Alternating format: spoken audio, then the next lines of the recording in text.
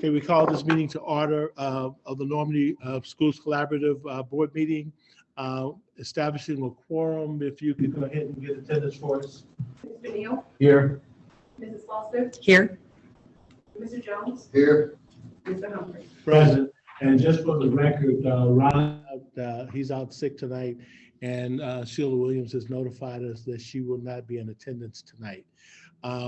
So I believe based on the individuals in the room that we do have an established quorum. Is that correct? Okay, we do have a quorum. If we could stand for the Pledge of Allegiance. I pledge allegiance to the flag of the United States of America and to the republic for which it stands, one nation, under God, indivisible, with liberty and justice for all. Well, first of all, I wanted to thank everyone, each board member that's here tonight. Thank members of the administration staff that are here. And with that being the case, we're now at public recognition, which is 2.01. So at this point, Sharifa, the ball's now in your court. Thank you, Board President. Good evening, members of the board, students, staff, and community members. Tonight, we want to recognize two individuals, Normandy Fine Arts Coordinator, Dwayne Foster, and JEGB Vice President Sheila Williams, who were recently honored at the 24-1 Trailblazers Award held at the Two Hill Performing Arts Center at the University of Missouri, St. Louis. Williams, a community activist and retired educator, was selected for her exemplary community commitment to creating youth achievement, economic opportunity, and community unity. Foster, a Normandy alum, was recognized for his commitment to creating youth achievement through service and leadership. We congratulate both of them on this award. Normandy has 3 staff members who will be recognized at this year's Apple for the Teacher Luncheon. Principal Pamela Hollins and teachers Suzanne Palmer and Kelly Eggers will be recognized at the Iota Phi Lambda sorority event for their work in education. Ms. Hollins is the principal at Washington School. Ms. Palmer is a music teacher at Jefferson School, and Ms. Eggers teaches art at Normandy High School. JEGB President William Humphrey recently completed the Neighborhood Leadership Fellows Program, an advanced leadership program of UMSL, MU Extension, and the St. Louis Promise Zone, St. Louis Economic Development Partnership.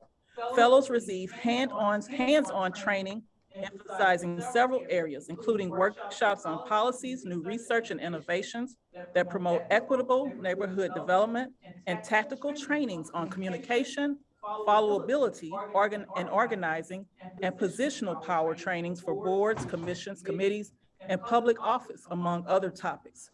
Mr. Humphrey was recognized with several awards for his accomplishment. He received the Chancellor's Certificate in Civic Leadership from the Chancellor of UMSL, recognition from the MU Extension and the St. Louis Promise Zone. He also received a resolution from Missouri House of Representatives, St. Louis City Board of Aldermen, and last but not least, Senator Brian Williams and the Missouri State Senate. So congratulations to Mr. Humphrey and all of our honorees.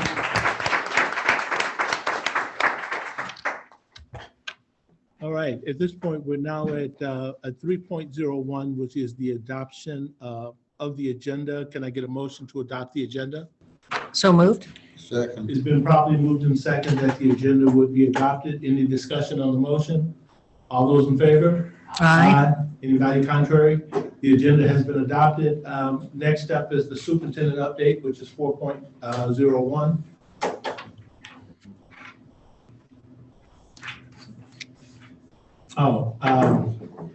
If we could, just a minute, he just reminded me of something that we needed to do.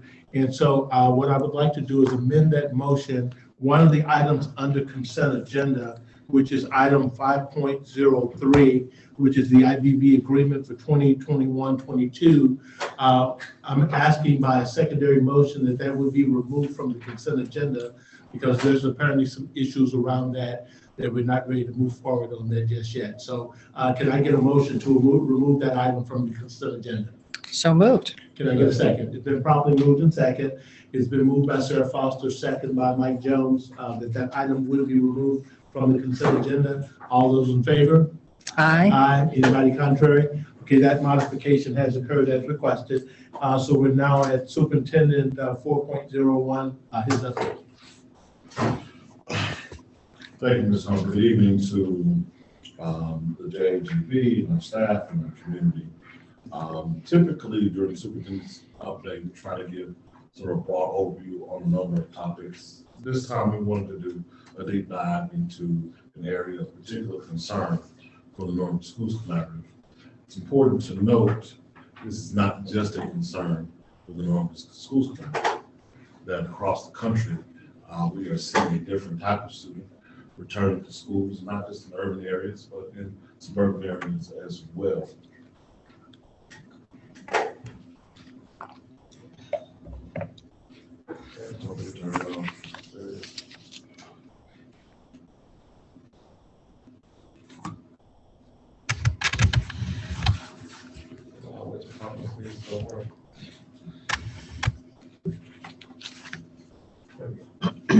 All right, I appreciate it. Love when the plan comes together. So we want to talk about behavior challenges in return to school since our students have been back. As a result of 18 months of school interruptions due to COVID-19, students are experiencing various degrees of isolation, anxiety, and stress. The effects will likely have long-term effects like depression and behavioral issues. We knew that kids being at home long-term was not good for them. As you might recall, in previous conversations, we talked about the American Academy of Pediatrics really trying to weigh the health benefits of kids being isolated at home from potential COVID-19 exposure to the mental health challenges of kids being at home in spaces where they were socially isolated. So we knew that there would be an issue. The research indicates that many children were at greater risk of multiple traumas such as physical, sexual, and psychological violence. During the 18 months of the pandemic, there was a precipitous decline in child abuse reports. That's not good. We didn't become a better society. People didn't somehow become less poor. Families weren't any less dysfunctional. It just meant that kids were trapped in places where they were exposed to that trauma full time without any reprieve. Emotional neglect, exposure to interparental violence, social isolation, household stressors, example, substance abuse, mental health illness of parent, as well as financial difficulties.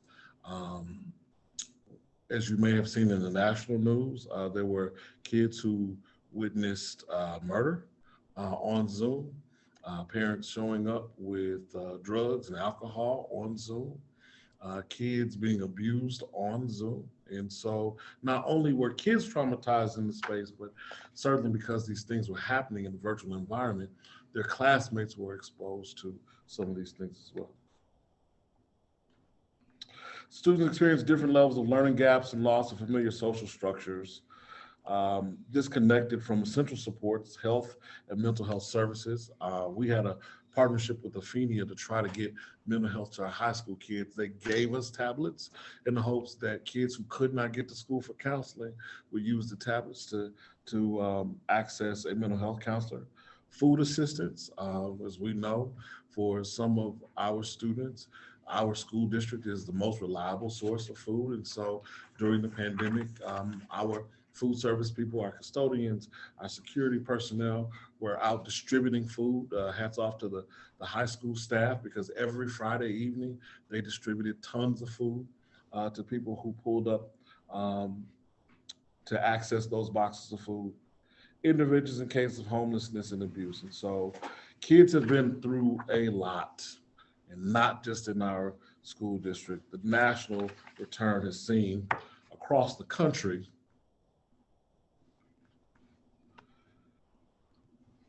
we're seeing an uptick in disruptive behaviors. Student behavior referrals are up, with bullying, harassment online leading to fights and violence in schools. Schools are seeing more verbal and physical fights. Worried parents are calling with concerns about their child's shorter than usual temper. Belsha Keisha, stress and short tempers is one of the articles that we've taken this information from.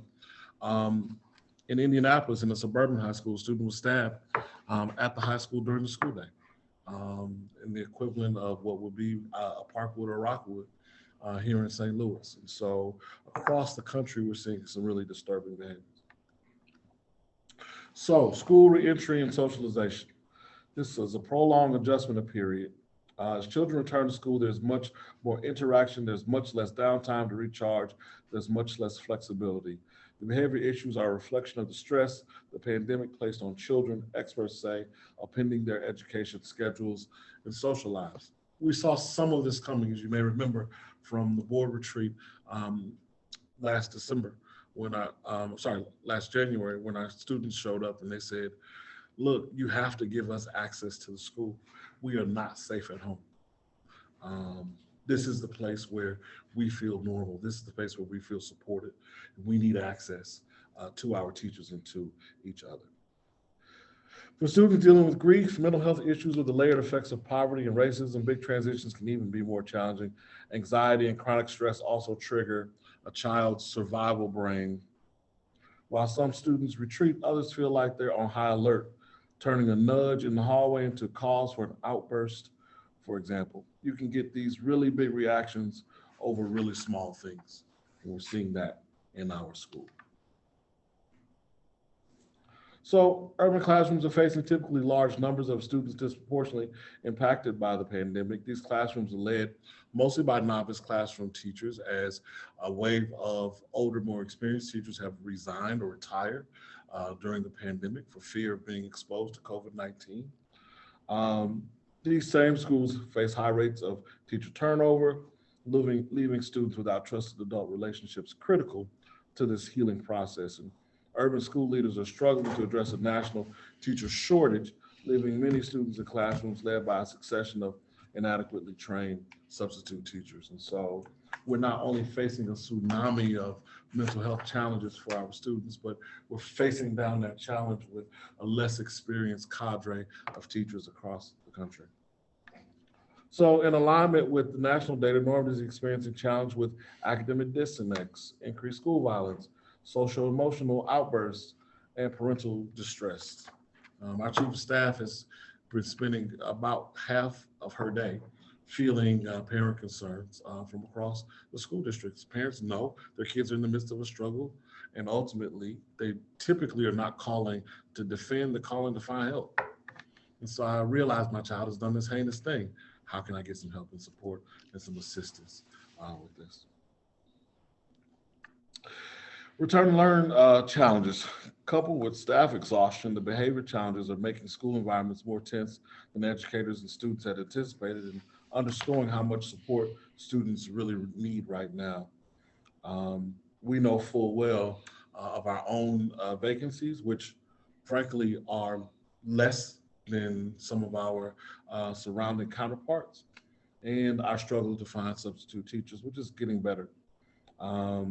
Bus driver shortages have put us on 3 tiers of busing, which means our kids arrive at schools at dramatically different times, but it's the only way we can get our kids to school reliably. Let's look at the discipline incidents that we're seeing across our buildings. You'll see that most of the discipline incidents, 43.5% of those incidents, have happened at Normandy High School. Excuse me, Marcus. This is since the start of school. Yes, sir. Okay. With our second largest student population in second place, with Lucas Crossing at 15.9% of the discipline incidents that we've seen so far this school year. It might surprise you that CASA has such a low number, but we have very few students at CASA right now. I would say less than 30. Dr. Douglas, like less than 25. And so even though some of our more problematic behaviors wind up at CASA, we're at low numbers. In the past, we've been as many as 150 at CASA. Excuse me. Yes, What- sir. What kind of discipline incidents, what's the range, just generically off top line, what are we looking at when we look at these incidents? We're gonna get 2 slides down Okay, and you'll gotcha. see that. And so the next slide shows you how those number of incidents or office referrals have turned into out-of-school suspension days. We promised our kids upon return, we promised our staff upon return that Normandy Schools Collaborative would be a safe place. And so we have, I think, made good on holding folks accountable. The types of assaults and threats have been monumental.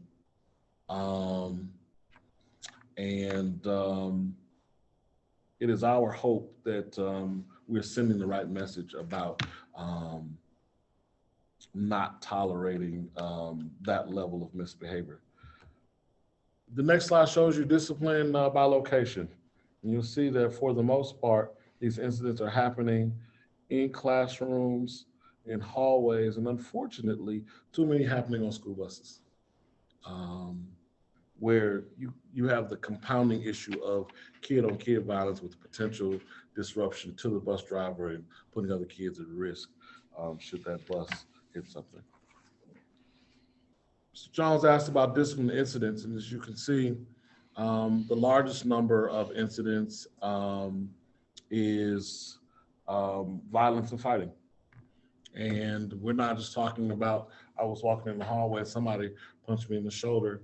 We're also talking about the fact that I have a child whose eye was raised out of her head, who had to be rushed to an emergency room from one of our schools.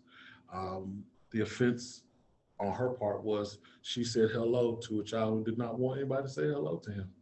And so he beat her mercilessly in that classroom, even when she picked up a chair to put a barrier between herself and the aggressor. He moved the chair out of the way to continue to assault her. The list goes on and on of folks. A young lady jumped up and slapped a bus driver in the midst of a route. And so there are a number of things that go on that give us pause. And these are the kinds of things that I am told would not have been countered with any particular severe punishment. Maybe they would have spent a couple days out of school. We've taken a stronger approach to distancing those kids from the milieu. Dr. Floyd, Dr. Barnes are working extra hard because we're going to continue to provide educational services to those kids. And so we're setting up frameworks for them to be able to learn virtually. But when they cross the line, and Dr. Floyd got a report just this evening as we were on our way to the board meeting of a 6-year-old who had been assaulted by a child in middle school, punched in his mouth and got off the bus bleeding from the face. We're not in a position to tolerate that in the Normandy Schools Collaborative. And so that's most of what we've seen. We see a great deal of foul language.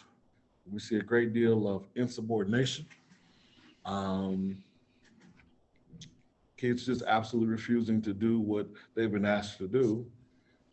We also see a number of kids who just don't like to go to class, especially in our high school, which is very difficult to manage. Hats off to the folks who've been in that building for years trying to make it work. I shouldn't say in that building, on that property for years trying to make it work, because it is very difficult to supervise across 4 different academic buildings.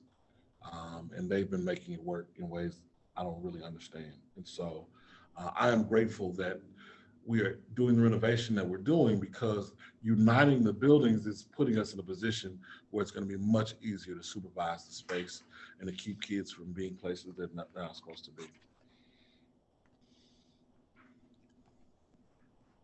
And so the next slide shows you how those incidents translate into suspension in the average days of out-of-school suspension per incident. Now this goes to our strategic plan. Remember, the first strategic priority was to make our schools the type of place where kids feel safe to learn and grow and develop. As you might remember, the Attune study from the spring of 2020 showed that only 1/3 of our kids felt safe in our classrooms and corridors. And that data didn't come out in the Attune study, but in our subsequent IVB discussions, we discovered that our teachers feel similarly. And so we've had a number of resignations this year from teachers who are disturbed by the level of violence that some kids have brought to school. And so this not only affects how kids learn, it affects our ability to be able to retain adults in the classroom.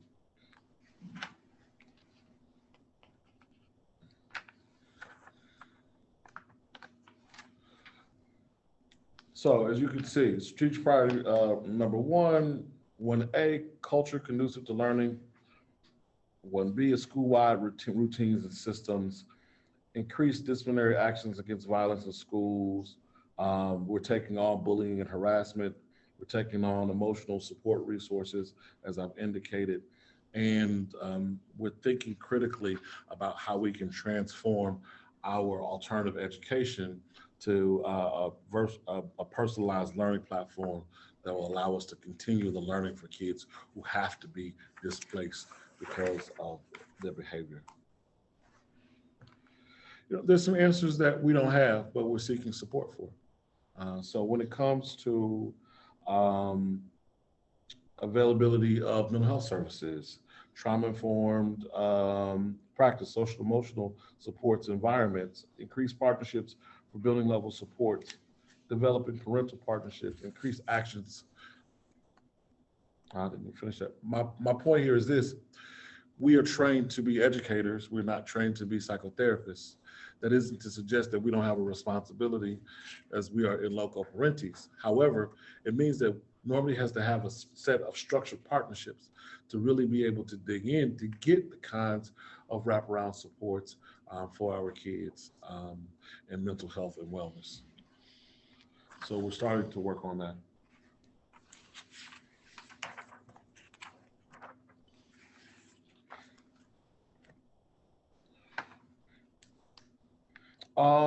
The next slide shows you the number of discipline incidents when our kids were last in school in 1920 full-time versus now. And you'll see that at the high school, there's a precipitous decline, or really overall, there's a decline. And I guess the best way I think to explain that, I mean, this is not scientific, this is just our anecdotal reflection, is that a lot of those incidents and out of school suspensions reflect recidivism. These are the same kids who essentially got punished over and over again. And so we've seen less of it because certainly the consequences have been more severe. And so we see less recidivism, I think, because we don't have a kid who does something heinous, then 3 days later, she's back and she does something heinous again. And then 3 days later, she's back and she does something heinous again. We're taking a much stronger approach. Just a question. So the 1920 numbers reflect the whole school year? Or No, just to date, this time in 19 and 20. in 1920, this was year to date? Yes, sir. The year to date Yes, sir. comparison? Okay. Yes, sir. Yes, sir. And so I won't continue to go on and belabor the point, only to say this, and that is, we certainly knew and understood that our kids would need support. And this board has talked several times about the need for us to be able to re-engage learners and deal in learning loss. How we're going to help our kids become better readers, become better mathematicians based on the fact that they've been separated from school.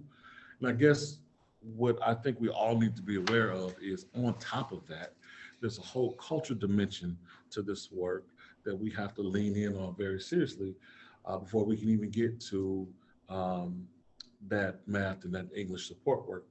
This Friday, we're giving our teachers an opportunity to catch up on some of their grading because we're entering the end of the marking period. Some of our teachers have been working extremely hard and have been subbing instead of having their plan period. And so we're going to give them an opportunity to be able to get some of that planning done. But we're also going to pull all of our principals, assistant principals, and deans together to talk about not just this data, but what we're going to do about this data. which is to say, this is a reflection of the tsunami. We still see some inconsistencies in how people are applying our code of conduct. That becomes problematic. And we need to, I think very seriously about not just the supports on the back end, what happens when a student gets in trouble, but what are our front end kind of orientation, onboarding processes, the rituals, routines, and rites of passage that our kids need in order to reorient themselves to the space. Because my sense is we didn't take enough time doing that. Not 18 months worth of time. And certainly I don't want to in any way discredit the fine work that I think our folks in culture have done. I think the training was great. I think folks came up with great first day strategies, but we needed first day strategies and 15-day strategies and 30-day strategies. And sometimes you gotta go slow to go fast. And we didn't spend enough time, I believe, making sure the kids understood our expectations and that we're in right relationship with those kids who for a long time have not been in real physical contact with adults because they've been experiencing school virtually or not at all. So we continue to work through those things. That's all I have, Mr. Humphrey. Okay. Well, I thank you for that presentation, and I want to find out, Mr. Neal, do you have any questions? Yes, a couple of questions. One is that, well, thank you for the very insightful report. Have you talked to any other districts? As I travel, there are a number of districts across the state that are dealing with some of the same issues that we're doing. And some of them have been very creative in how to address some of these. And so it might be just a good opportunity to talk to some of the districts and see what they're doing. I know, we are somewhat unique. Yeah. So that's one thing. Something else that comes to mind is creating a Saturday wellness clinic for families. So something to think about, where you can offer an array of services. Any parents working on the weekend are able to do that, something on Saturday. So creating something of that nature, I think would be very helpful. I do like the opportunity that students are still having to be able to learn through the virtual learning, even though they may be out of school. Yeah. I think that's going to help the students return. But the Saturday wellness clinics, I was really happy. I think that's an amazing idea. We've had several conversations with school districts around the region and really around the country. I was just at a forum in Kansas City last week, and everybody's catching it. Whether it is the uptick that we've seen locally, not just in terms of physical violence, but the presence of firearms on school campuses and at school events, to the kinds of vandalism some of our suburban partners, both regionally and statewide, have seen as kids in some more affluent districts have come back with really kind of disturbing behaviors and have done literally thousands and thousands of dollars worth of damage to their schools. So I think everybody's trying to get creative about it. But this is a place where we're going to test the mental health backbone of our community and whether or not we have enough responses for our kids. I think it's also important to look at the wellness of our staff.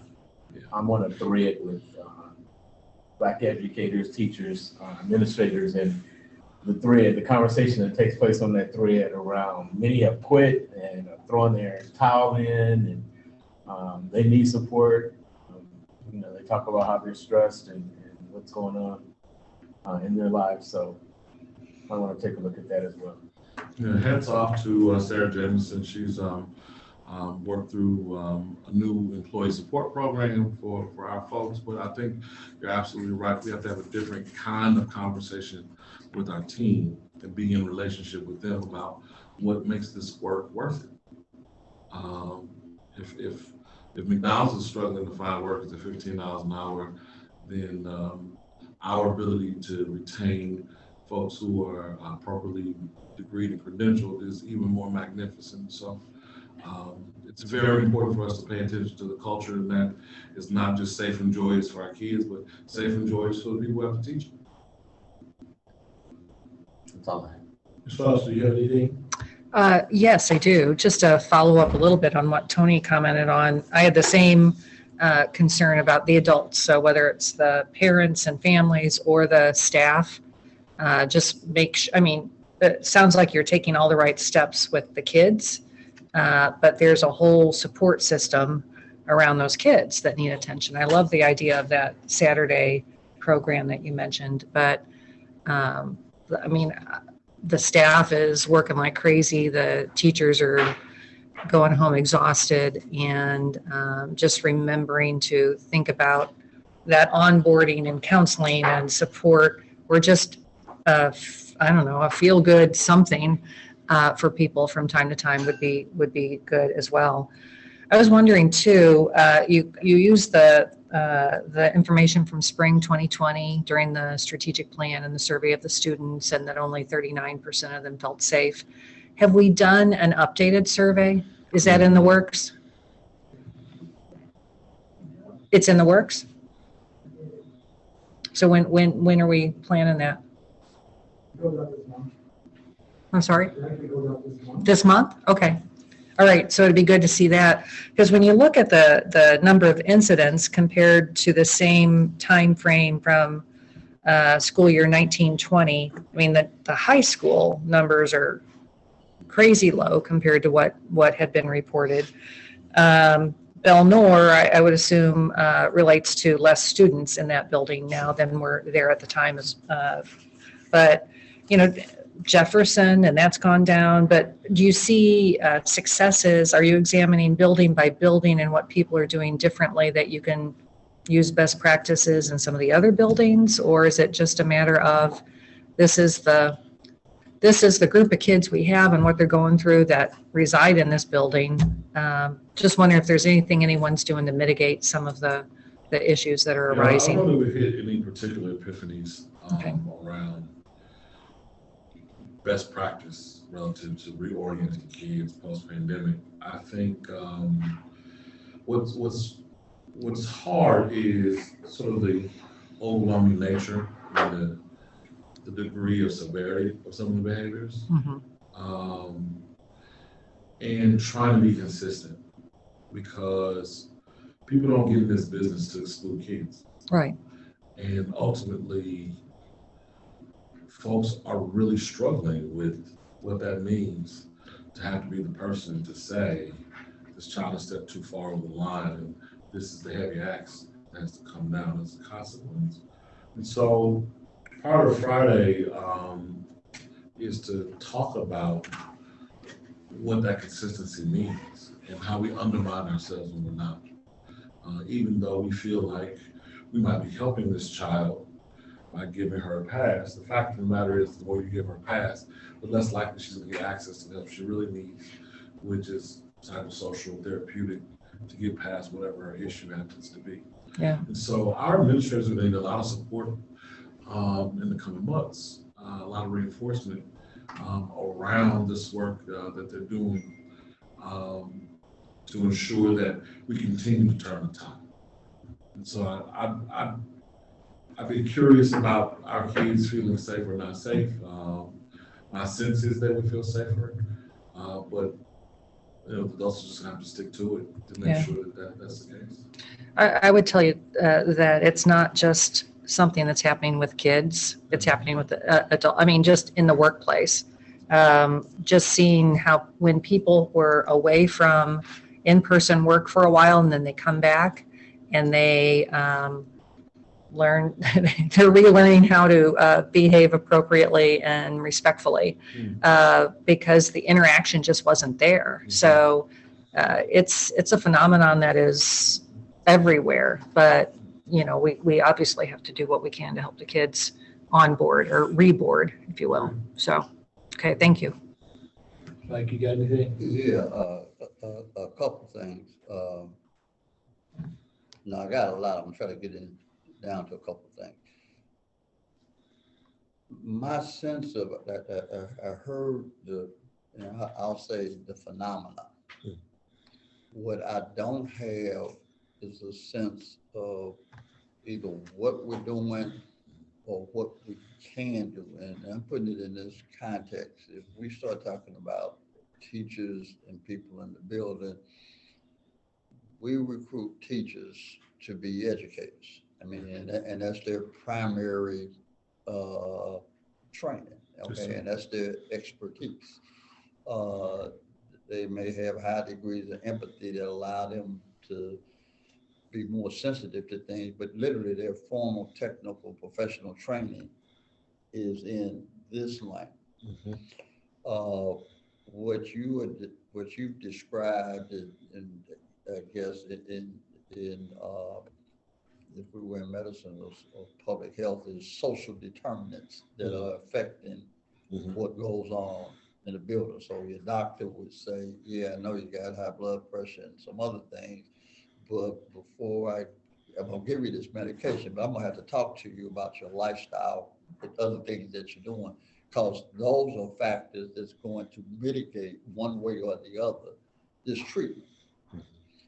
And it would seem to me that based on our personnel, and not just ours, but anybody in this business, we don't have the personnel to manage this. I mean, in the sense that you're asking people to do things that are way outside of, now somebody may anecdotally be able to do it well. Some days everybody may anecdotally get it right, but none of these people are trained to manage this. So it would seem to me that if we need interventions across the board, because obviously this is happening throughout the system, that requires outside resource, outside expertise. I don't know what, and I'm not arguing that I know what that looks like. I'm just arguing that. We need it. Huh? We need something. Well, it ain't in here, okay? Because there was no reason for it to be here because we didn't hire anybody with that in mind, okay? And now we come back and you got this. And so it would seem to me that the answer, whatever it is not a retooling of the existing staff, because you can't not bring a critical mass of people up to speed in something that's this different than what their daytime job is and expect it to work. So it would seem to me that the strategy is, if we still got some of the COVID money or whatever that it is, if there is a mental health public, like I said, far from me to recommend what it looks like, but it would seem like, even to Tony's point about Saturday family wellness clinic. Yeah, but whatever those interventions look like, that seems to me that it will need a heavy dose of intervention by highly professionally trained people who could bring, a critical mass of people to this problem and maybe help us fight through it, while the teachers just do what we're paying them to do, okay? And hopefully able to do it well, because somebody else is now managing this other problem, and we're not asking them to do both of these things simultaneously, particularly when there's one they're not qualified to do. So to have an expectation that they're going to be successful at something they were never trained to do, didn't expect to do when they got hired, is just totally unrealistic. So we would continue to fail at this no matter what we do.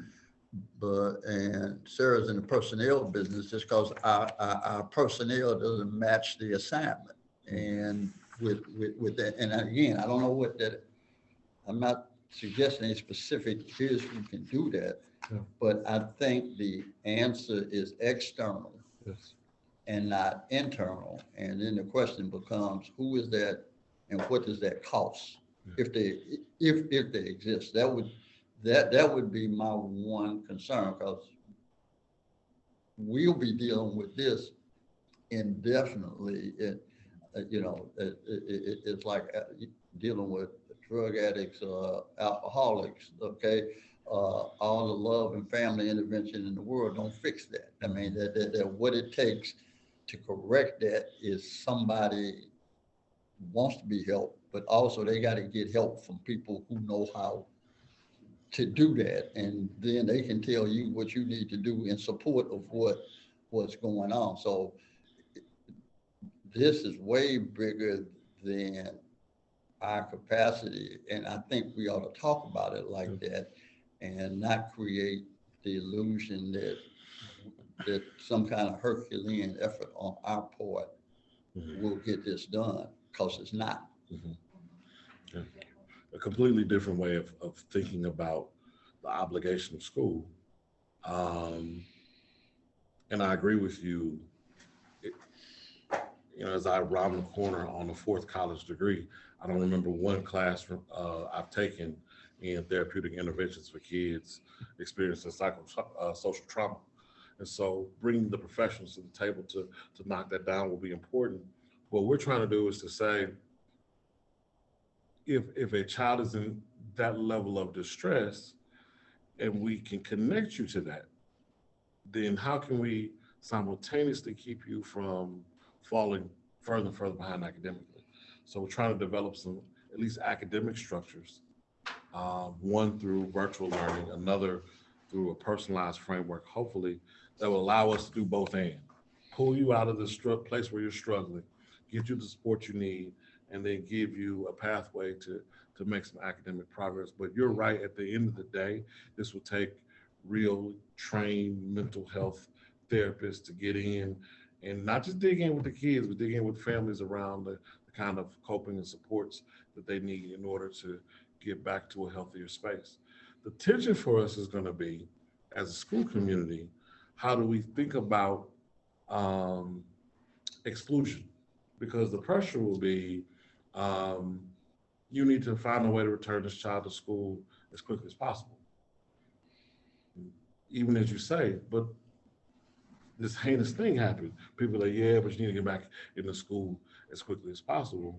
And that just says that we think about mental health in a way that is incongruent with how we think about physical health. Because you would never say to a child who has leukemia, I need you to do your chemotherapy in the back of the chemistry classroom. You would say, let's get you to a place where you can get your treatment. Here's how we're going to accommodate your academics. And then when you are better, we will return you back to the space. And I think we need to think of mental health and trauma in similar ways. If a child has flamed out on the entire school, cussed out everybody on the first floor, and broken a window, the first priority isn't how do we return this child to school quickly. The first priority is how do we get this child stable such that we can actually teach her something down the road. And then I would say, and one, I agree with that, but then how we talk about it in a space like this or to the public is to accurately define the problem. So when people who don't know what they're talking about either start telling you, here's what you ought to do, rather than, and this is something that people in education intends to do, but most people do in public life, they presume that because somebody in the public said it, they got to accommodate it even when it don't make sense. Mm-hmm. And the reality is you got to push back on stuff that don't work and tell people that's not the problem. I understand why you said that. You can use all sorts of communication techniques to make them feel better about why you go tell them that don't make sense. But at the end of the day, you can't internalize stupid and expect it to have a good outcome on the other end. So when stuff don't make sense, it don't make sense. And that's what you got to tell people. And as part of that is redefining the problem in a way that is accurate and can lead people towards solutions that might have a chance to work. And I'm not even guaranteeing we got an answer to any of this. I'm not guaranteeing you fix it this year, but I am saying if we think we go fix it it ain't gonna happen. And we'll be here 9 months from now and nothing, and the incidents will go back up because it basically what's driving that, it has literally nothing to do with what we do or don't do every day. But it does impact what our primary mission is. And if we can't fix it, we can at least talk about it in a way that gets people to understand the nature of the problem.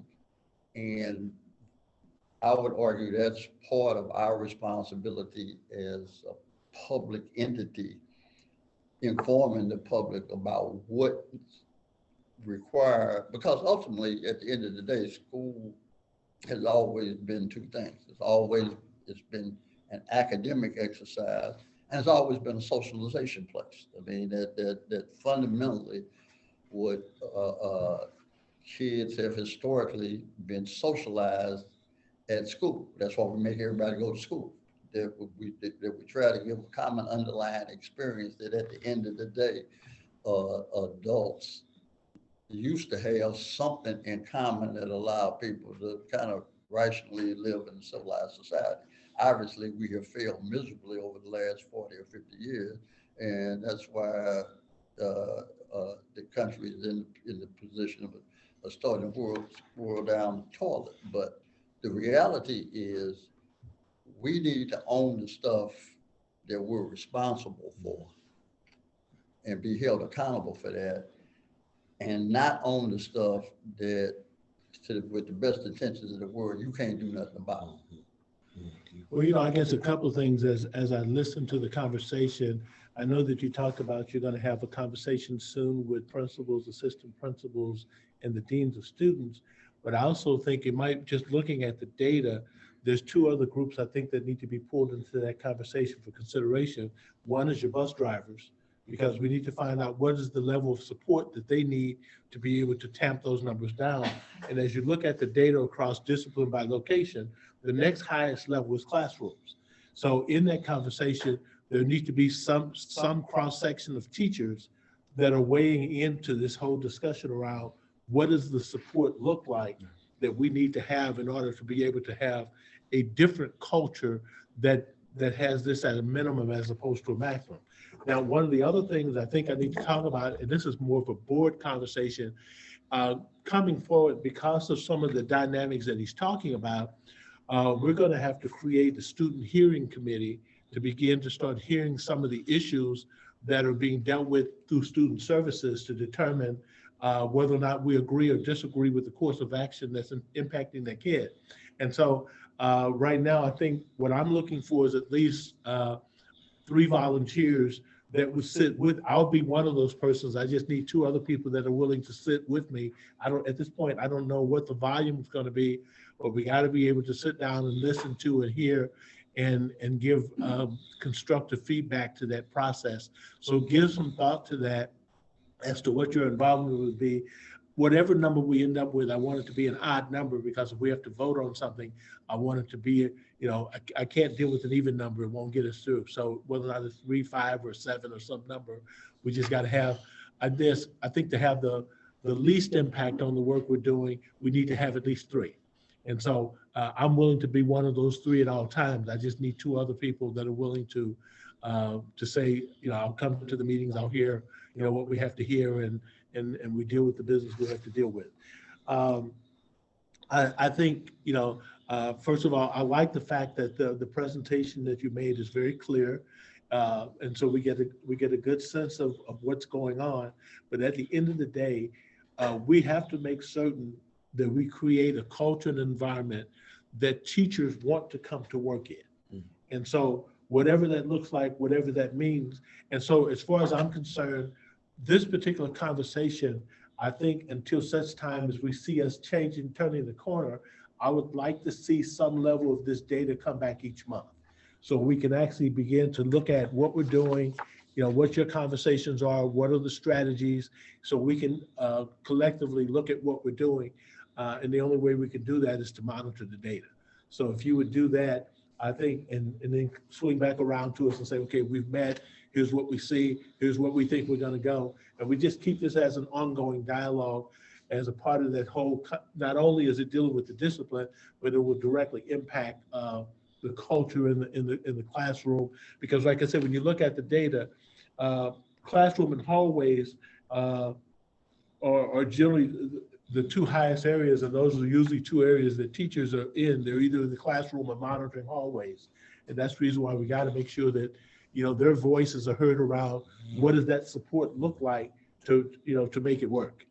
Any other comments on this subject? Yes, I sir. think one other recommendation, you mentioned pulling together a group to have this discussion. I would also suggest maybe bringing in a couple of outside experts that Mike talked about to be a part of that conversation. I think that can give some direction of what makes sense as to how to move forward. Because I Yeah, know we, Tony, I think it's a great idea, because here's the point. For me, that what you think is unique for you, and it is because it's happening to you. For people who study a field, they see patterns and you're feeling unique about it, but the reality is what's happening to you is happening in a lot of different places. And here's what people who do something for a living can discern. Okay, here's what's really going on here. Know what you think is going on, but what's really going on is X, Y, and Z, not A, B, and C. So putting a lot of people together who really don't know what they're talking about will not get you to the truth any faster than if you didn't have the meeting. Because at the end of the day, nobody's bringing any, they're bringing their experience, but they're not bringing any expertise. all right, well, I think at this point, I think we've had some very good conversation on this topic. That would take us to the next item on the agenda, which is items for consent. Can I get a motion to adopt the items for consent? Okay, it's been properly moved by Sarah Foster and seconded by Anthony Neal. Is there any discussion on the motion? All those in favor? Aye. Anyone contrary? Consent agenda is approved as outlined. And keep in mind, as I mentioned earlier, from a housekeeping standpoint, we're going to put a pin in a temporary special call meeting. So if we find that the volume of work is starting to grow, that we don't get into the list that we've had the last 2 months, we'll try to break it up and manage it to do it in a way that we can manage it better. At this point, the next item up, we got item for action, which is 7.01, which is the fiscal year 22 grant. So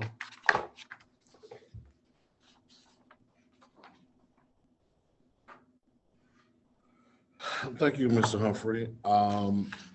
As you might imagine, trying to transform the school district is a Herculean task, and takes not only the strong efforts of our staff, our teachers, our families who've pitched in to be in partnership with us, but also people who work in the transformation space, especially as it pertains to academics. As you might know, one of our tremendous strategic priorities is to not only bring in more rigorous curriculum, but to make sure we have appropriate support for the leaders who have to lead that curriculum. We have been working for the last year and a half with a group called Attuned Education Partners. They provide for our staff strategy level support. And so they directly support our principals in our buildings with coaching and supervisory support of our teachers. They support our district curriculum and instruction folks in pulling together our academic priorities.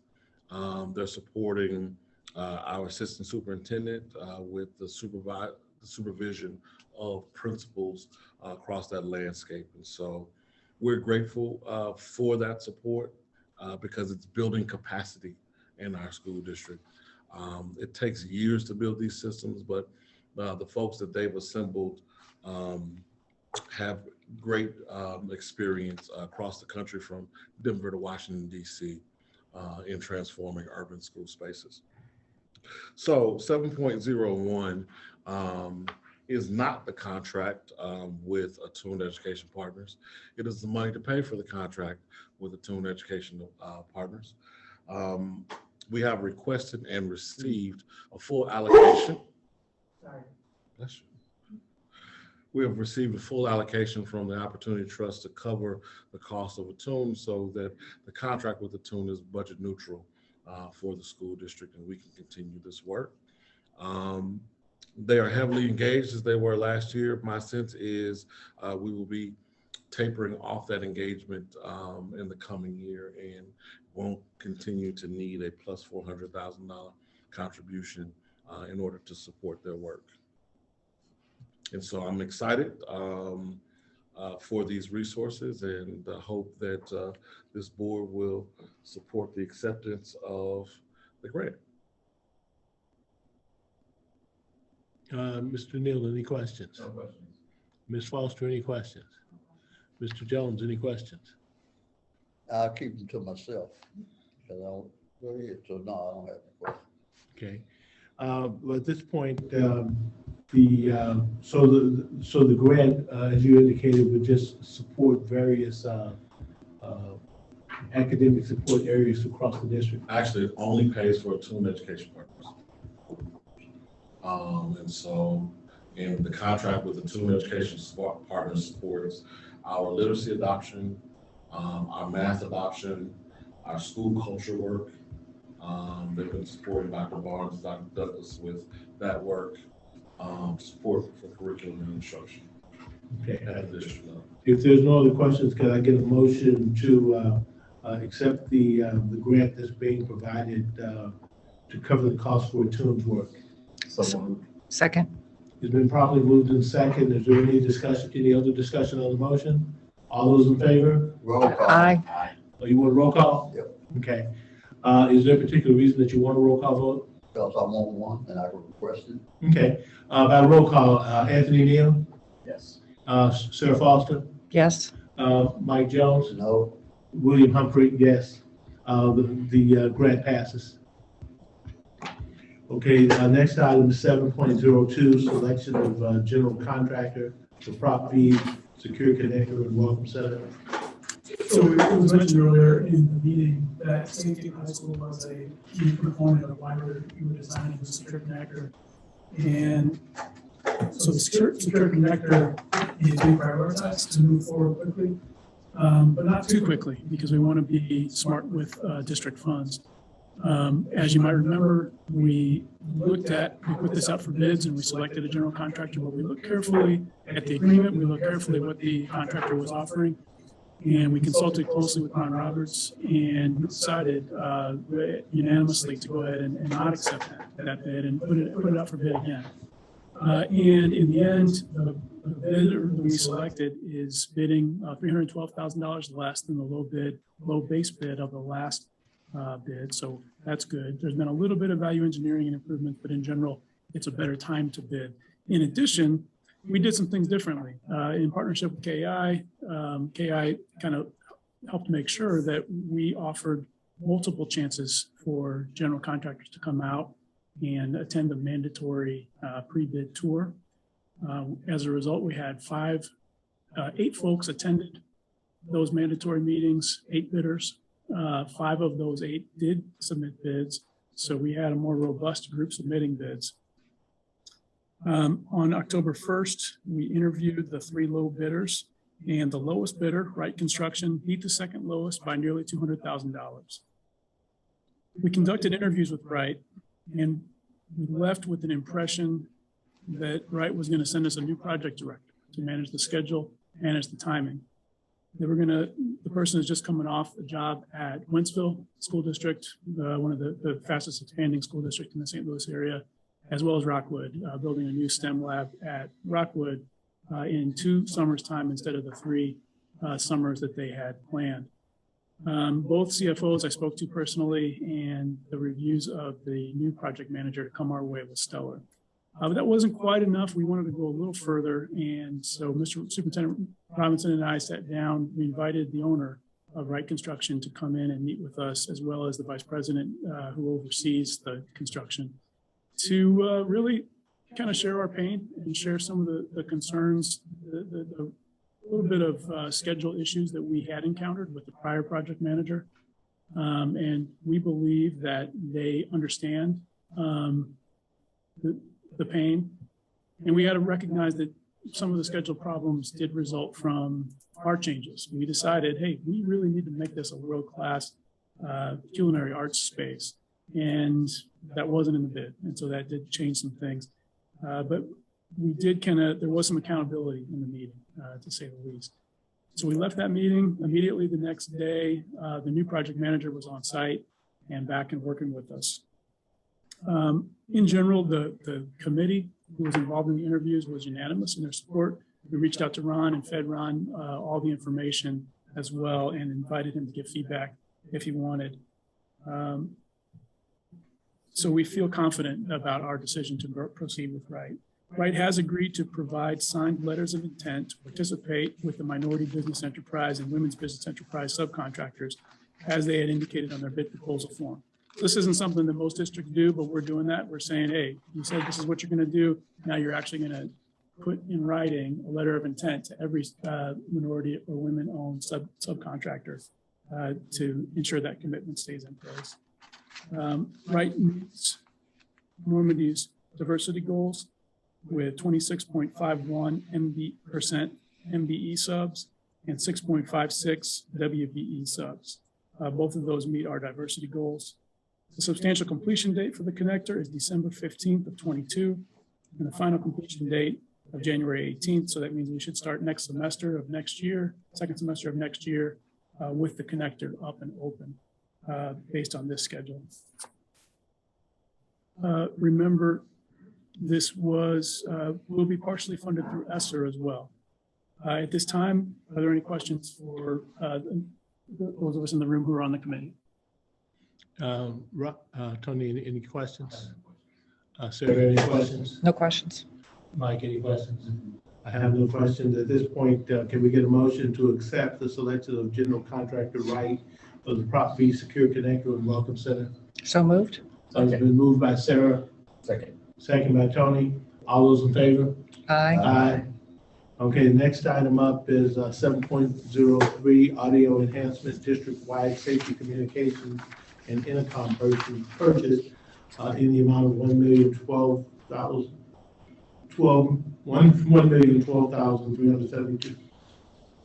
The number's there.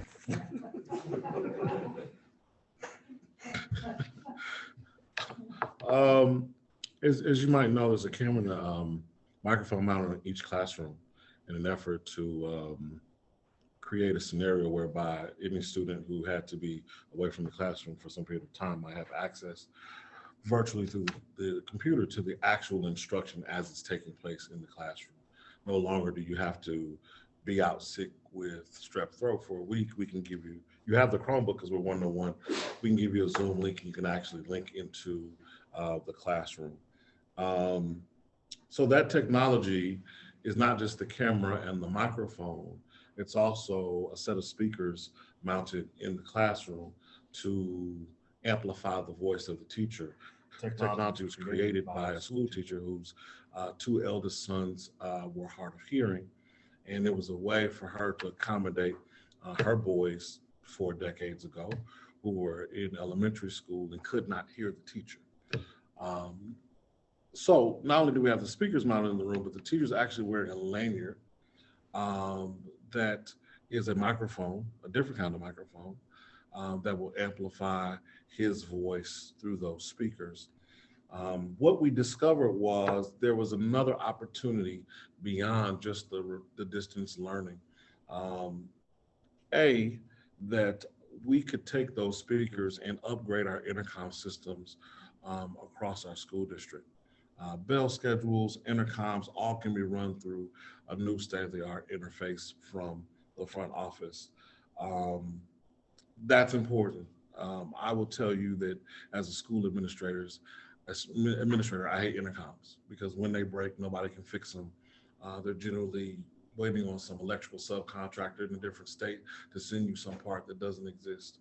This creates an interface in the front office, a touch screen, such that a secretary, the principal can walk up and talk to either an individual classroom, some subsection of the building, or the entire building.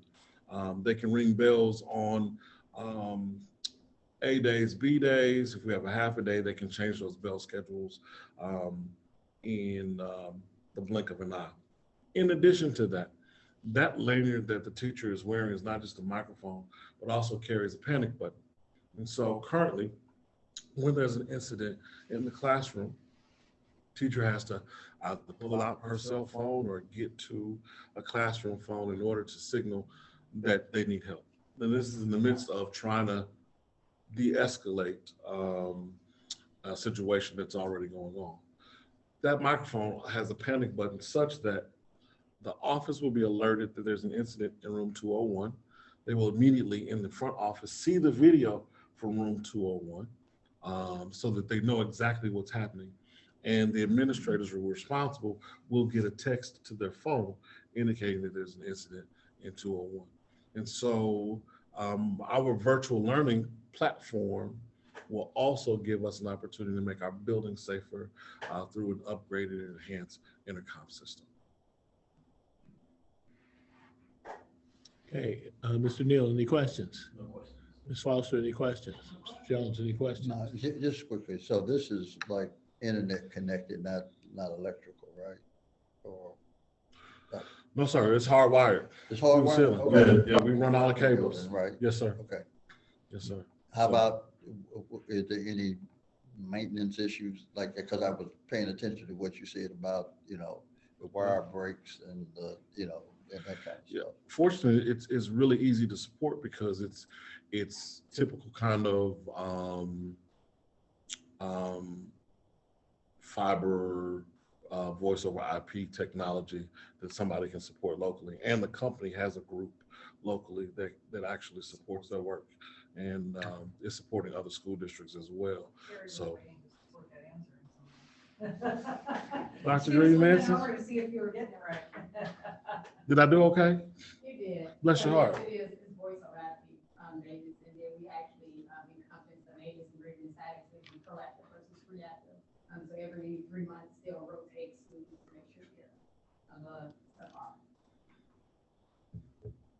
Okay, any other questions on this? Okay, can we get a motion to adopt the, I think it ought to be noted that this is all funded through ESSER, right? Yes. So that's Okay. ESSER dollars. So. okay. So noted. At this point, can we get a motion to approve the audio enhancement district-wide safety communications and intercom purchase? So moved. Can we get a second? Second. It's been properly moved in second. Is there any discussion on the motion? All those in favor? Aye. Anyone contrary? It passes. The next item up is 8.01 monthly financial update. Good afternoon. Today I'm going to talk about a few things. We're going to talk briefly about the end of the transfer program. This is the last year, the final 9 students. Give you a brief update on enrollment and implications for revenue down the road and a suggestion for cost savings down the road. And I'll just briefly run over some supply chain disruptions you might have heard about on the news and how that might or might not be affecting us. So this is the last year of the transfer program. Over the course of the program, over 1,200 students have participated since 2013, attending 23 different districts, destination districts, or charter schools, LEAs.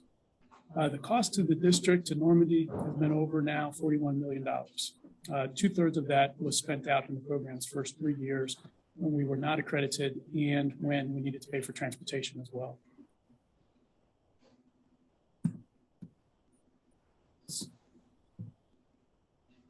You can see the destination districts, Francis Howell, it was mandated in the first few years that the students went there, so they led the pack, Rittner, Ladue, and a number of other districts. In this last year, there's 3 at Ladue, 3 students at Ladue, 2 finishing up at Francis Howell, 2 at U City, 1 at KIPP, and 1 at Parkway. And we expect to spend only just over $50,000 this year.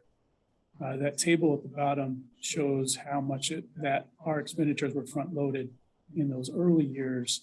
And you think about what it was like, a number of us were not around at that time, but those of us who were, we probably felt that financial strain And we probably felt the belt tightening and a lot of the deferred maintenance decisions that were not easy, but needed to be done.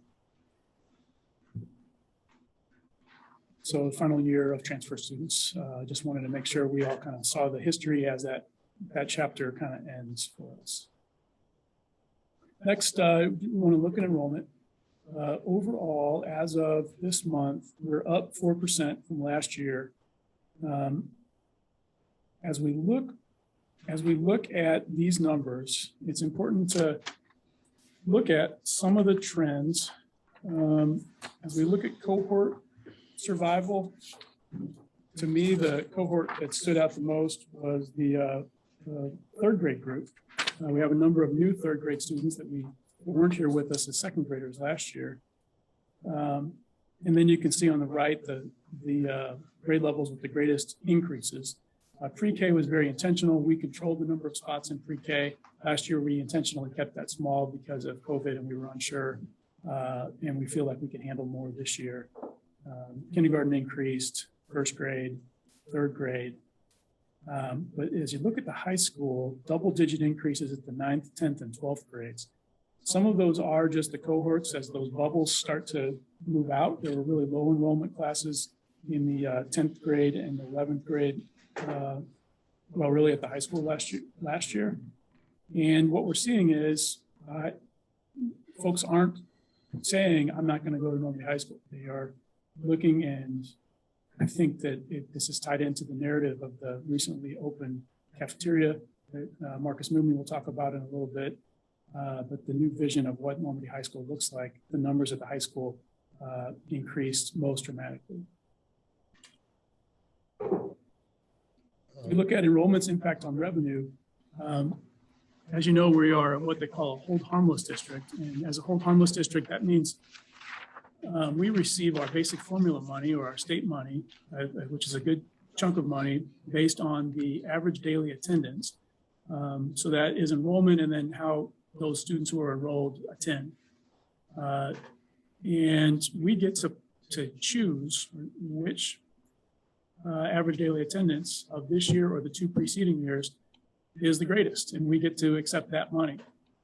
We've been generally on kind of a downward enrollment trend for a number of years, and so we've always been using the two prior years, 2 years ago's numbers. But this year, enrollment's up for the first time in as far back as I can remember compared to last year. So next year, number one, we hope that enrollment continues to go up and we can use next year's money instead of this year's. And next year, we also were going to want to drop last year because last year with the pandemic, it's just hopefully just a throwaway year in terms of enrollment and we won't need it. But for us, as we look back at that, you look down at the bottom at 2019-20, we are getting the money for about 3,200 students right now. And even if we get next year, we're still dropping down to about 2,930, 2,950. So for us, that means if we hold steady at 2,900, we're going to still see a basic formula decrease of about 1.75 million. So this is just a fact of life that we know is coming. And I think those of you who've been listening to these finance updates, this is a story that's been told before. One thing to think about as we in cabinet today, we're talking about staffing. And if maybe we really need to fill this certified teacher position at this school, what might it look like if we made, how do we do that? What are the different ways we can do that? One thing to consider from an efficiency standpoint might be if the 6th through 8th grade is all back at one location, we won't have to find one middle school science teacher and 2 middle school math teachers for every building.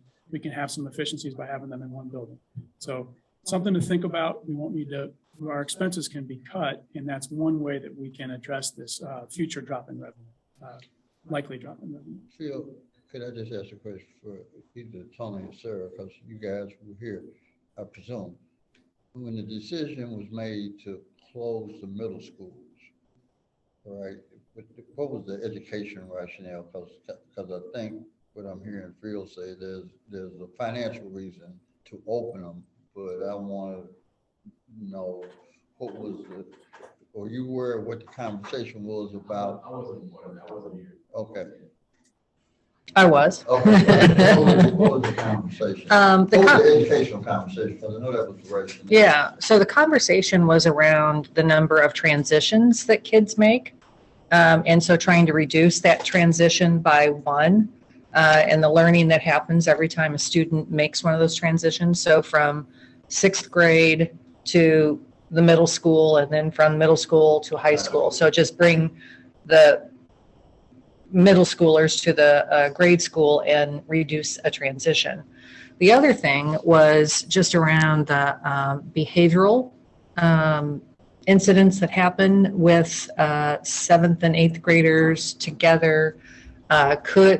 There's studies that show that when you bring the 7th and 8th graders to combine them with the lower grades, they tend to be viewed more as the role models. So their behavior shines more as role models. The other idea was around the continuity of relationships in a grade school, so that if someone started at that school, those teachers are going to know them for that many more years. So from kindergarten, from 1st grade through 8th grade, and develop closer and closer relationships and just greater connectivity. But the biggest thing was around those transitions and the learning that was lost in the transitions.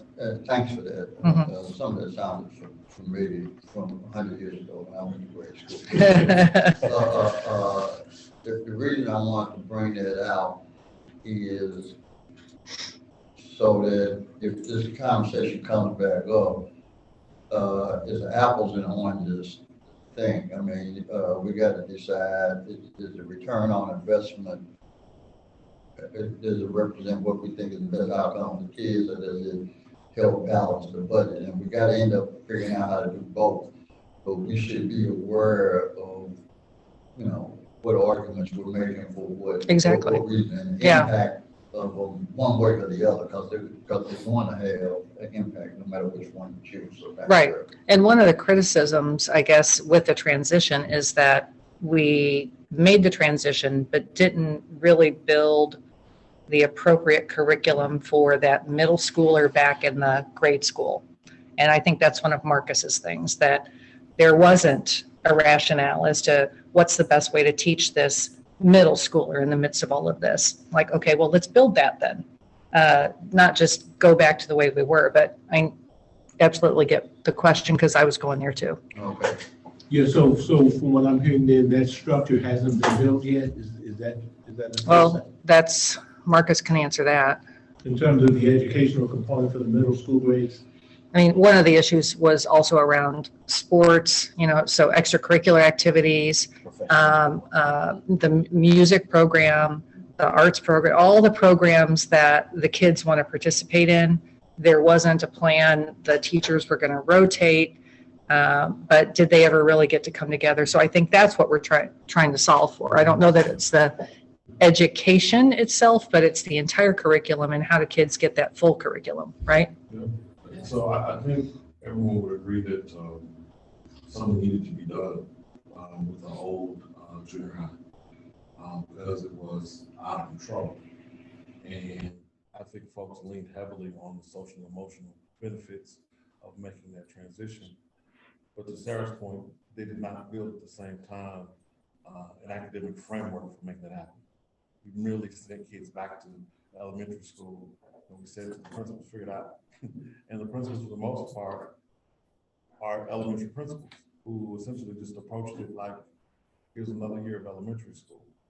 But the demands of being a middle schooler, both academically and socially, are far different. And we never negotiated what that meant. In addition to losing, to Phil's point, the economy of scale of having enough math teachers to accommodate, because you get departmentalized. So now I don't just need a 3rd grade teacher.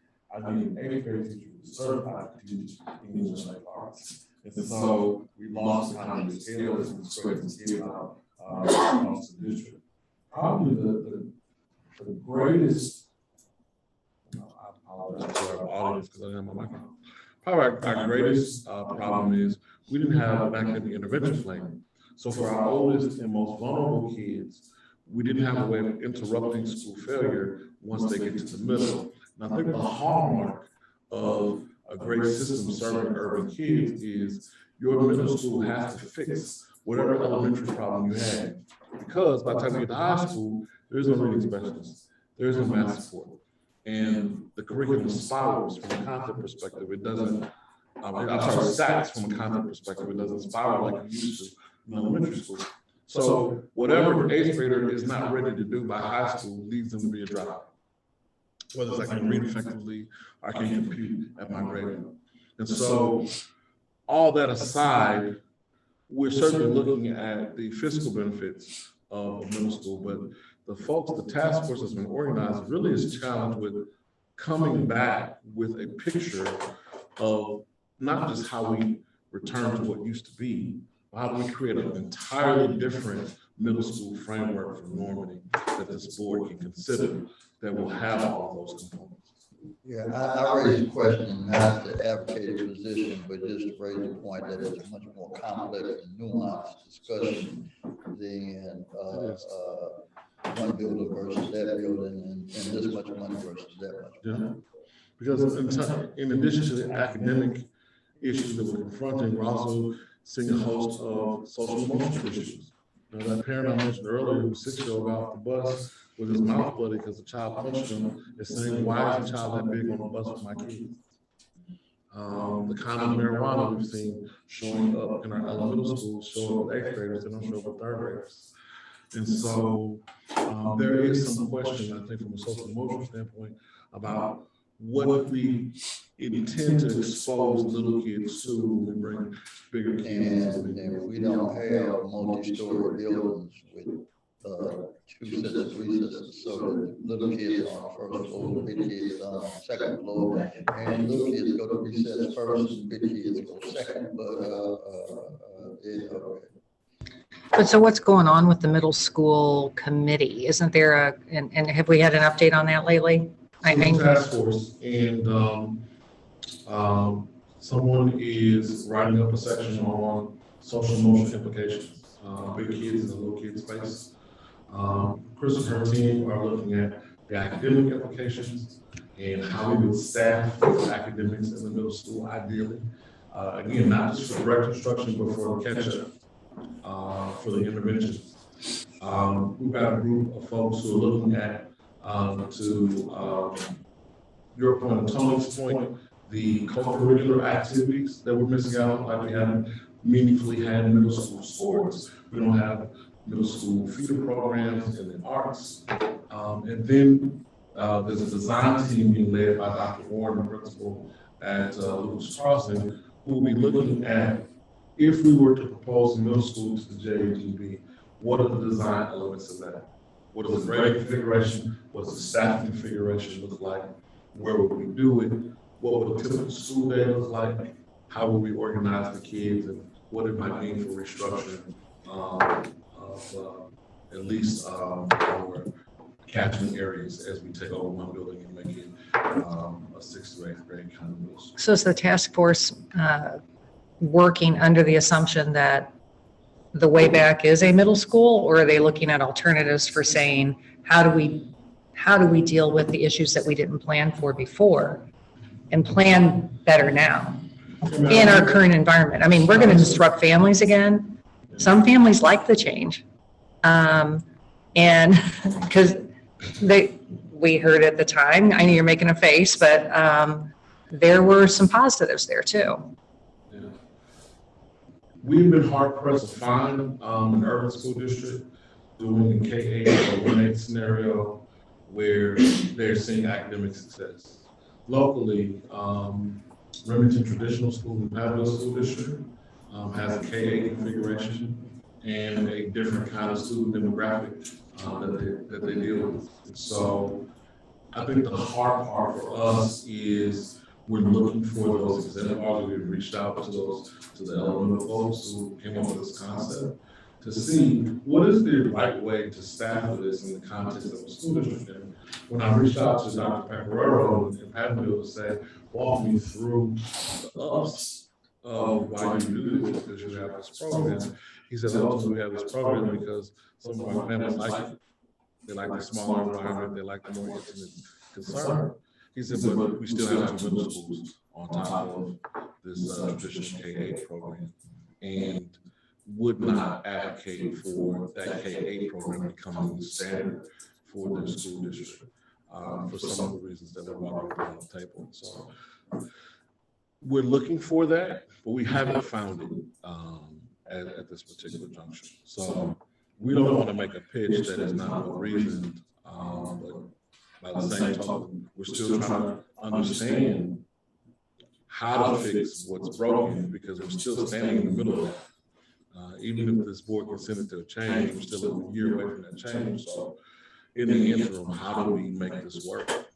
Because it's hard to staff for it, and it's definitely hard to plan interventions around it and professional development. So, you know, I think one of the pieces of information that would be helpful, and it may require a little bit of a research project, and that's to go back into the prior meetings when the discussions around elemental was being held, to actually pull that forward. Just made that note. I was going to go back and pull the information so that we could provide that. Look at that, because I think of the folks in the room, only one person was here when that decision happened.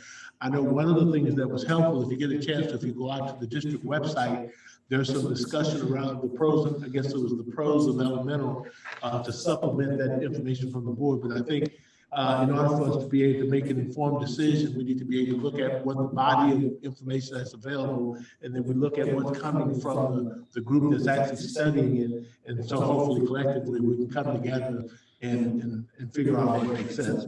I was going to say, I think Sarah raised an important point, and that's the premise of the study group. Right. Because What's the end game? Right. no, because depending on what the predicate is going to determine the outcome. Right, so right. There's a big difference between figuring out how to get back to middle school and make that work. That's the predicate, then you end up with one outcome. Right. Versus this is a model that's got some gaps in it because we didn't do a more thorough job planning, and it is the work of the task force predicated on fixing that problem. Those are 2 different issues. Absolutely. So what I'm saying, but you can't do one of them for Right. the other, because Right. you're not doing both of them simultaneously. Yeah, everything that I think Marcus listed was all making the assumption that we're going to middle school. And so go study this and this and this and this, not how can we fix what we have right now? How can we look at it differently? Where does an elemental work? Where has it been successful? You know, certainly Catholic schools have had success in that area.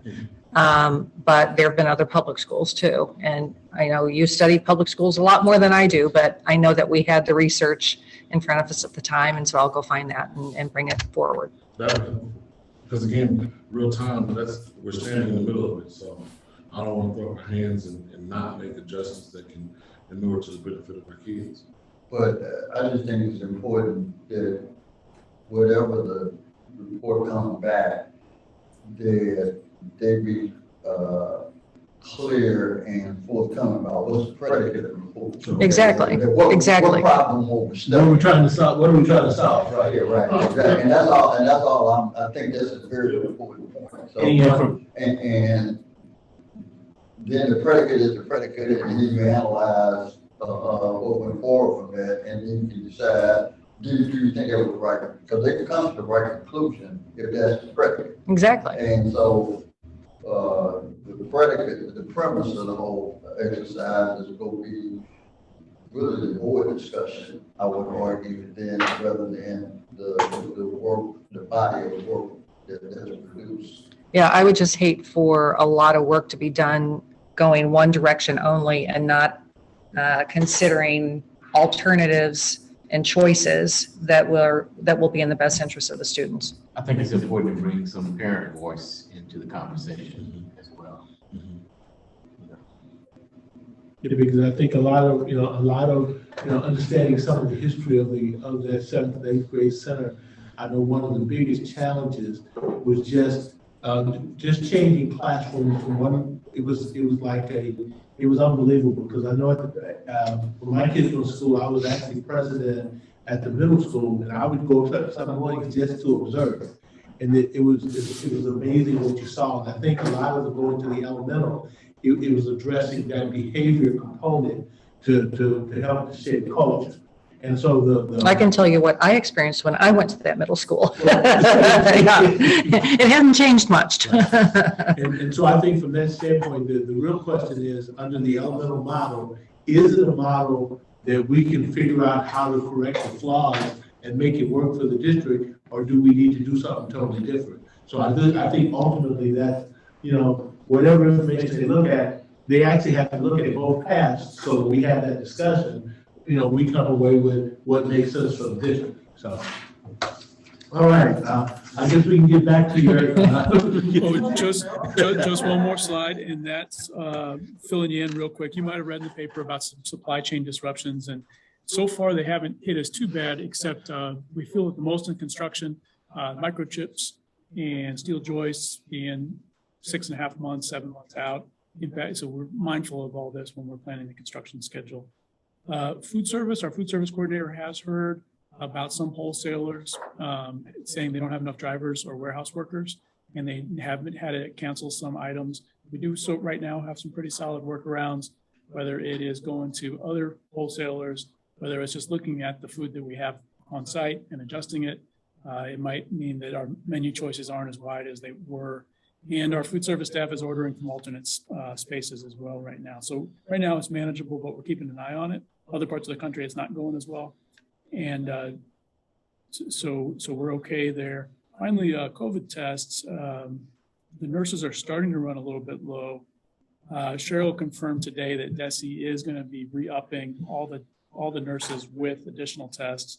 We will be able to have a steady supply, but it's limited. And so if we administer a bunch of tests, we then need to have that school needs to contact DESE to get additional tests. That's one other kind of supply chain that we're looking, item that we're looking at.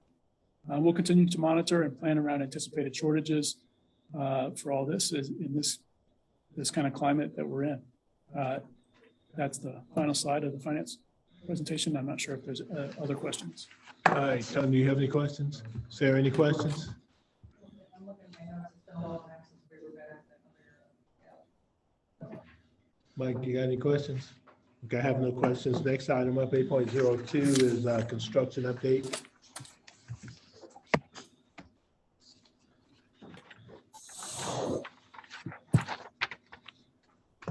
Good evening. Thanks everybody for having me back again. Good evening. Give you a quick update on the status of the project.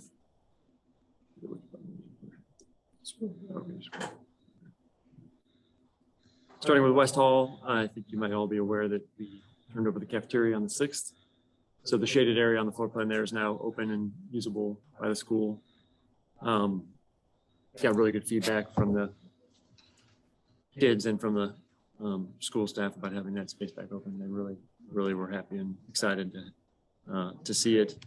I think it spoke well about just, to see their faces, how excited they are to know that there's so much more in front of them, that this is just the tip of the iceberg. So to get there, we started the HVAC up in the building and installed a bunch of light fixtures. The biggest challenge was really restoring that terrazzo floor. So hopefully when you get over there, you can just see how it looks brand new now. We built some temporary walls, which I'll show you some images in a minute to separate the work areas.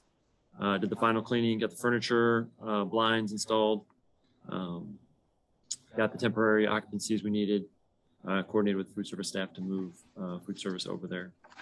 There are still some items to be done that are being coordinated outside student use hours. So generally, I think our guys are in there till 10:30, maybe 11. They go out for a couple hours into the other areas of the building, and they come back after lunch and pick up where they left off. So here is the cafeteria. This is a picture we took today. It's got the new furniture, blinds.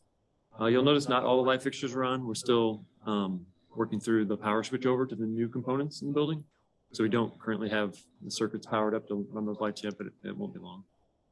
We did Saturday have the electrical switch over. The buildings were shut down. Central and West were shut down for a couple of hours Saturday morning while we did some work outside in the switchgear to get the exterior work ready for the new switchover on the interior. Here's what's called the junior senior dining room. It's got the booths. It's kind of more of a coffee shop vibe over on that side. There's not as much furniture over there as what was indicated on the plans, because when we set the main cafeteria up, we really opted to keep it all in the same room. I think facilities are getting ready to order some more furniture to outfit this end of the room. And it's been fine so far. I think they were kind of testing it to see if it felt too crowded or too noisy, and it's been working fine so far. That space is there and can be put into use whenever. This is the wall that separates west from central. This is behind this wall is a mess. I'll be honest with you. It's it's this connection to the building that's complicated and cumbersome. There's some structural concerns around it right now that's slowing us down. So it's completely separate from the kids and will remain that way for the time being. The next step really is to get the kitchen and the classrooms turned over. Primarily, that'll be the balance of the first floor there. Again, it's highlighted in beige. We really expect the main 4 classrooms to be ready in the next week or 2 at the most, and the kitchen as well. The kitchen turnover, that's really the date the contractor will give it to us. There'll still be some major cleaning. There'll be some additional health department sign-offs they'll need to do. They'll need some, they'll need a hauling the dry storage and their cold and frozen foods and really test the equipment and do their startup. So it looks like the beginning of November, kind of first hot meal served. The culinary arts upstairs will be lagging behind that based on the equipment delivery dates, and then the link to central will lag as well due to delays with that area. So here's just some regular progress shots. This is the first floor fax area. It's nearly ready to turn over, honestly. The needs a good cleaning. We need to wax the floors, and then we'll be ready. This is that actual large fax classroom on the very, I guess, southeast corner of the building. Like I said, nearly done. They put the base in now. They're going back, doing all the paint touch-up, and removing some miscellaneous items from the walls that were missed during demo. Here is the interior view of the kitchen. All the new equipment is there. It's not all fully installed yet. Some of the plumbing items need to be hooked up, but all the equipment's been delivered. On the left side is the dishwash area. That rectangle in the background is the dish pass-through where the kids will push their dirt trays through. And then the dishwasher and sink and all the storage areas. The center picture there is the hood with all the new ovens underneath. And then upstairs, primarily the south end classrooms look about like this. They're again almost ready to turn over. We have some work to do on the stairwells before we turn them over. We need to put new nosings on the stairs and then extend the handrails. And that should be done again in the next couple of weeks. This is the progress currently on the culinary arts classroom. We made some major changes in there at the beginning of the project, you'll remember. So the room is approximately twice as large as it was intended to be initially. What you see on the right is the epoxy floor being placed. It doesn't have the gloss coating on it yet. This is right after they broadcast the abrasive into it. So as you can see, it's making pretty good progress. So like I said, 90% of the kitchen equipment's installed. We had the cafeteria furniture delivered, installed for the 6th. We had the restrooms completed on the 5th. So that's all turned over and the terrazzo restoration is complete. Kitchen turnover in mid-October for food service staff to begin their work. The link, again, we're pending some resolution of some structural concerns on that end of the building. And then culinary arts will likely open after winter break, mostly due to equipment. So currently, like I said, the structural stability of the north wall is the main issue. We met with the contractor on the 29th to try to understand exactly what was holding them up. They met again yesterday. They actually had their shoring engineer out there. And we're waiting some additional information from them to determine a direction forward. But again, they're currently isolated behind some temporary walls, and they can remain that way until they get the work done. So I'll go through these fairly quickly. This scorecard on Midwest hasn't changed in a while. They've been off the project for a while. They met our goals as far as MBWV participation, and they were a good team member out there. Wright's out there now. As you know, they're way behind schedule. They have some justifiable delays that they have not been able to give us the necessary documentation to actually add those days to the contract. So, when you see 147% over their percent used schedule, that's because they haven't been able to produce a schedule that shows us the necessary information to set the new end date. Plus, they have their own delays they're responsible for. Moving on to train, there's not a lot to report there. We processed the change order for the culinary arts space. And then Belter and Ford, these new space, the furniture one. Again, there's been no changes there since we included the junior senior area booths. And they're coordinating installation dates with us regularly. We should be able to get most of the furniture in the next shipment. It's honestly just waiting on us. Belter and Ford have been stationary for the last couple months. They're just delivering food service equipment now and installing it in the kitchen, and then they'll move up to the culinary arts areas. So moving on the connector. Hey, before we move on to connector, Marcus, it's okay if Dr. Douglas gives a reflection of some of the student reaction to the cafeteria since they moved in? Sure. Wow.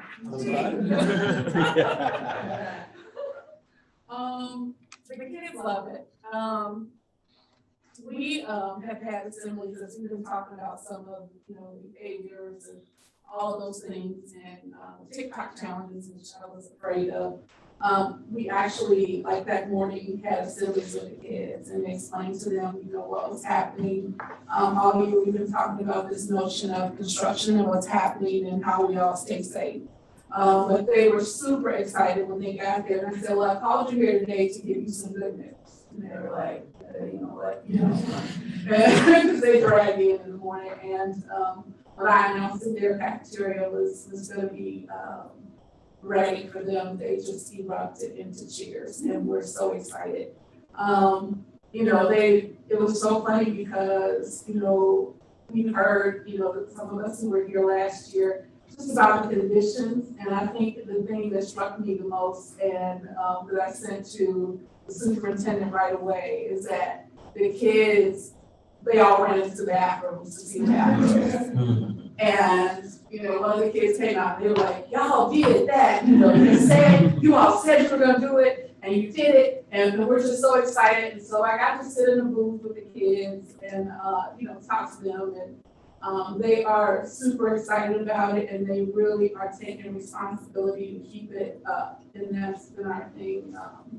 That as we do these projects, we talked about naysayers who said that they really didn't need all of this. And yesterday, as I watched kids walk through the rain, or our young men in a wheelchair roll through the rain to get from building to building, I was just like thinking, sitting in my office thinking, this is so important to the kids. And it was a really great day. They were super excited. And then they got on my case and said, what is this food they're serving us? And so I immediately got on the phone with Bill and was like, what is this crap they're serving kids? But they just really felt cared for, and they felt like we delivered on a promise. It was bittersweet to see kids excited about a bathroom. Just how important that was to them to have a nice, clean bathroom and a nice, clean space. And they love the lights. They're like, when are we turning the lights on? And, can we do this in here? Can we do that in there? So they are super excited and super thankful. And I have been on the construction meetings and have been walking through and frowning at people to get stuff done. Marcus. But it was really good to see the kids. They were overjoyed. Thank you. So just to recap some of what Phil already mentioned about the connector. We opened the bids on 9/30. We interviewed the 3 bidders on the next day, October 1st. Gave the recommendation on the 5th and hope to give them a notice to proceed by Friday. So we have a draft contract that's being circulated for review and hope to have that all taken care of by the end of the week with the goal to have final completion substantial completion by 12/15. Again, touching base on what we did get there this time, we contacted 24 general contractors to generate as much interest as we could. We had 2 outreach sessions with subcontractors to make sure they understood the project. They understood that it was a 5% retainage job. They understood it was funded. They understood that you were fast payers. Everything we could do to try to promote this project as the one that they should make a priority, we did. I think there was over 40 or more subs on that list that we called. We had 2 outreach meetings to do face-to-face discussions with them if we could convince them otherwise. We had 2 pre-bid meetings, like Phil said. I think maybe the downfall of the first round was that not knowing just how busy people were, they didn't send folks to the pre-bid meetings. Generally, when you have mandatory pre-bid, you'll get anybody from the project manager who had the job to an office manager who's just coming in to sign the sheet. On that meeting, for whatever reason, the first round we had trouble getting people to attend. So this time we said, let's have 2. Let's make it as flexible and let's make ourselves as accessible as possible. We had 9 generals show up to those pre-bids. 6 of them confirmed that they would bid, but only 5 actually ended up turning in bids. So one of those was, one of the bidders was a certified MBE. 2 of them that were supposed to bid were MBE. Moving on to Central Hall, we are in the design phase of that one.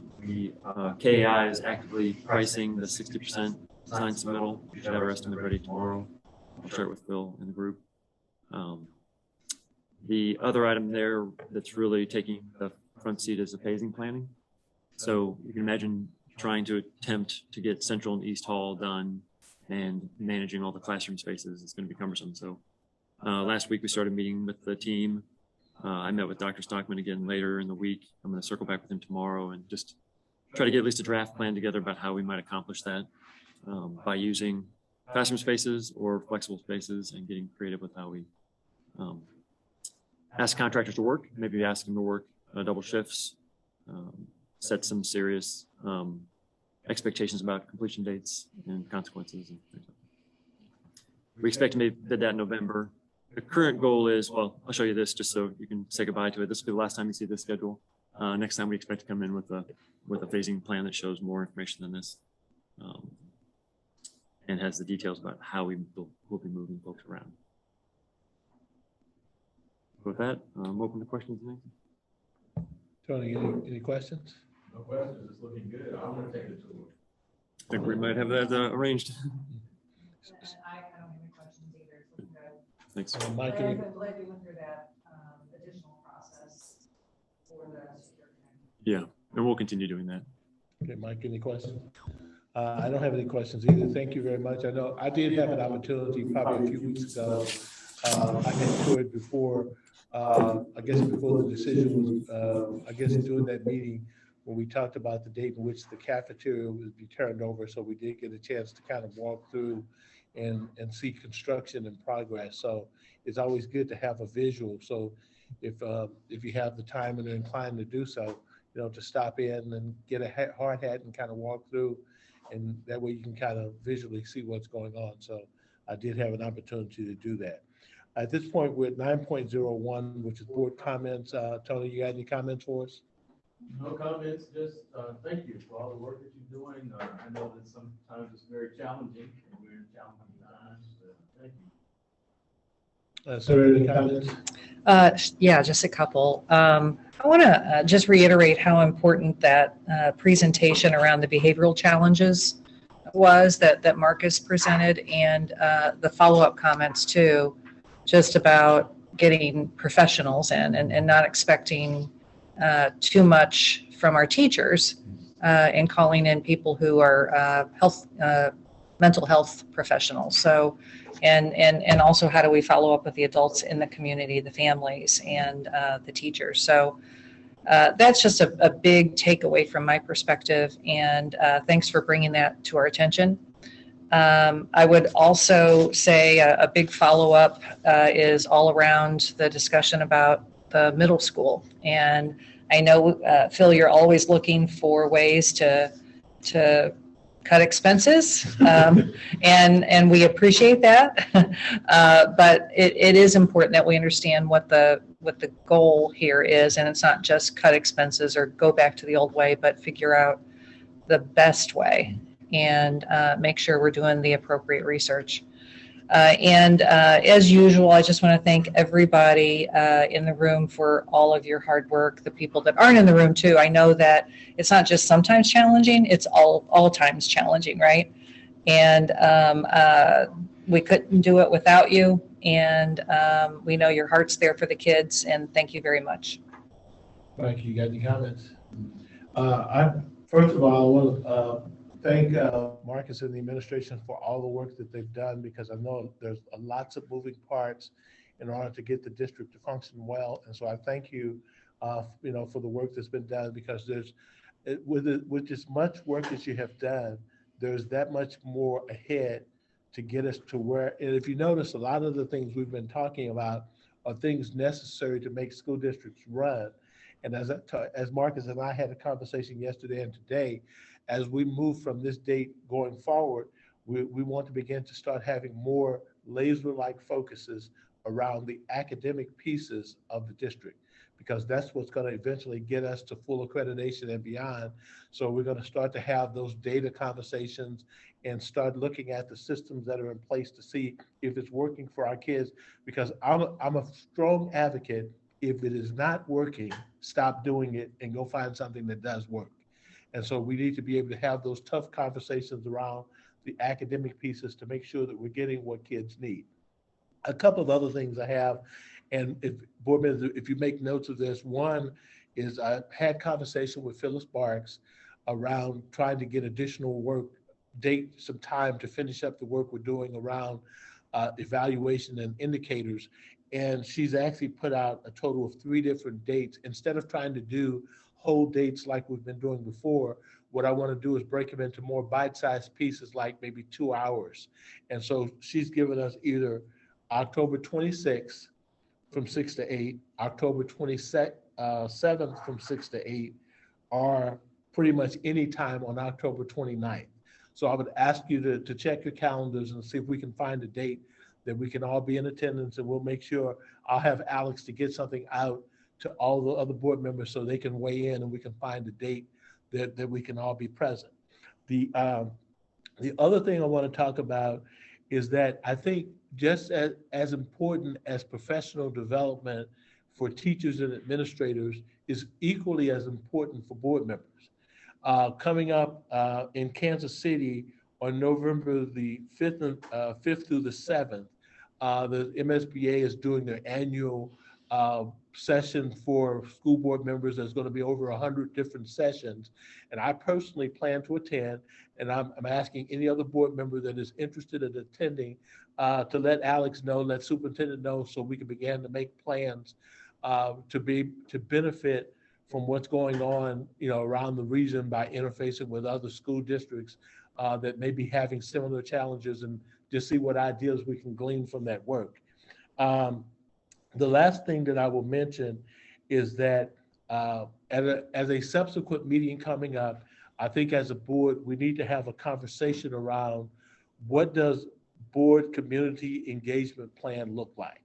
So we need to have some level of conversation about how do we do a better job as a board, engaging in the community, engaging in the various schools within the community. So as a board, we have a presence at the school, a presence in the community, and we can begin to have two-way communication around, what's working, what's not working. I think that the better we are at that, I think the better in the long run, it will help us in the work that we're attempting to do.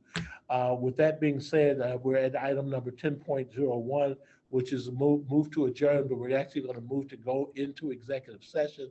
So I would what I would do is have roll call vote to go into executive session. We'll deal with the executive session business, and then after we conclude that, we'll end executive session, and then we'll come out to conclude the regular meeting.